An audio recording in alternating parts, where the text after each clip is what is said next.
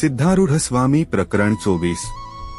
विजापुरात काही दिवस असताना एकदा तेथे वांगीवाल्याचे घराजवळ उभे राहिले असता आतून एक मूर्ख मनुष्य येऊन हा आमचे घरकाम करण्यासारखा आहे असे समजून घरात बोलावून नेऊन थोडी भाकरी खा असे त्याला सांगून भाकरी खाव्यास दिली व ते झाल्यानंतर हा शेणाचा ढीग पाटीतून नेऊन उकिरड्यात घाल असे म्हणाला।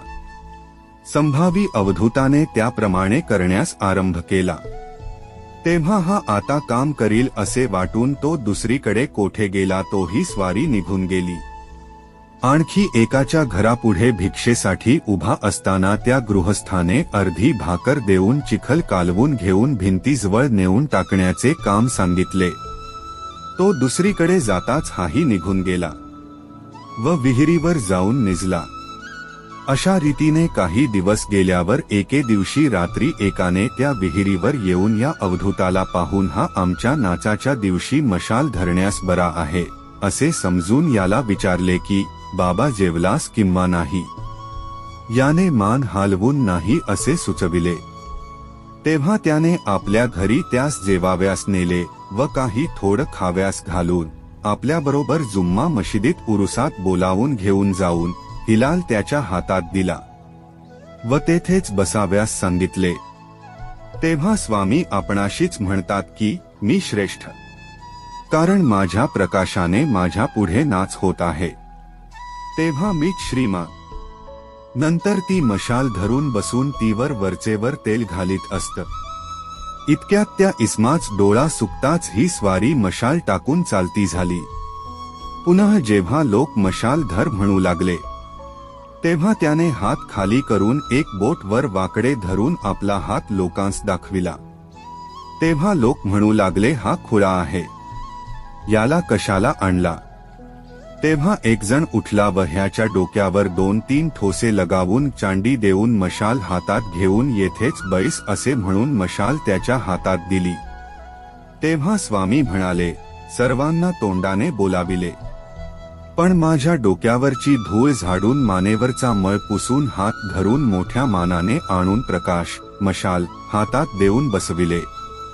तेव्हा मी महाभाग्यवान असे मनात समजून तेथे बसले। रात्रीचे 7 तास झाल्यावर नाच संपला। लोक घरोघर गेले व स्वामींनी तेथेच जमिनीवर समाधी लाविली। नंतर काही दिवसांनी त्या गल्लीतील लोक त्रास देऊ लागले व भिक्षाही चांगली मिळेना म्हणून लोकांचा सहवास सोडून किल्ल्यातील एका पडक्या भागात असलेल्या मशिदीत जाऊन राहिले। तेथे सीताफळांची झाडे पुष्कळ होती। त्यांची फळे खाऊन निर्वाह करू लागले। याप्रमाणे अन्नाची आशा सोडली व वस्त्र सुद्धा नकोसे झाले।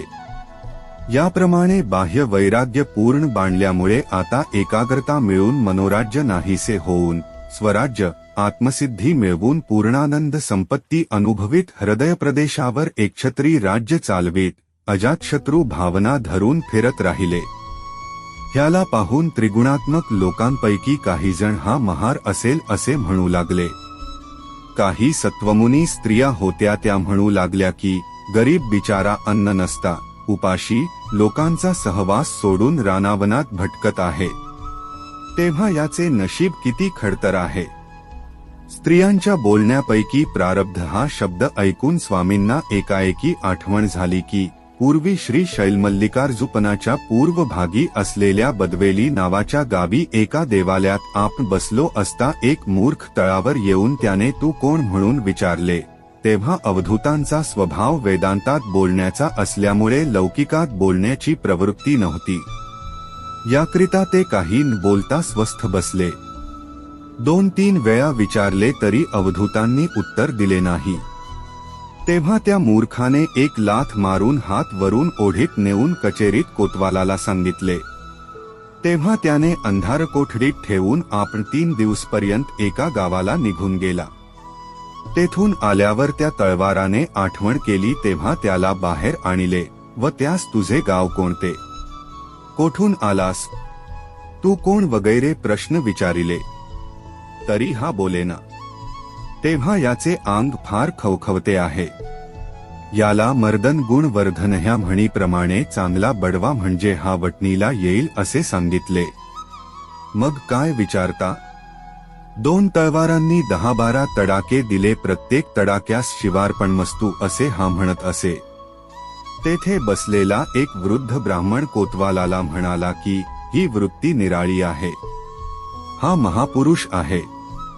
याला मी आपल्या घरी नेऊन स्नान वगैरे घालून जेवाव्यास घालितो. याला माझ्या बरोबर पाठवा. मग कोतवालाने त्याला घेऊन जा असे सांगितल्यावर घरी नेऊन अभ्यंगस्नान भोजन वगैरे करवून 15 दिवस आपल्या घरी ठेवून घेऊन त्याचा योग्य सत्कार करीत असता त्या तळवाराला व फौजदाराला लोक शिव्या देऊ लागले होते. या गोष्टीचे स्मरण झाल्यावर ही स्त्री अरण्यात फिरणे वाईट प्रारब्ध म्हणाली ते ह्या स्थितीपेक्षा किती तरी चांगले असे म्हणून निर्विकल्प समाधी लावून ते बसले.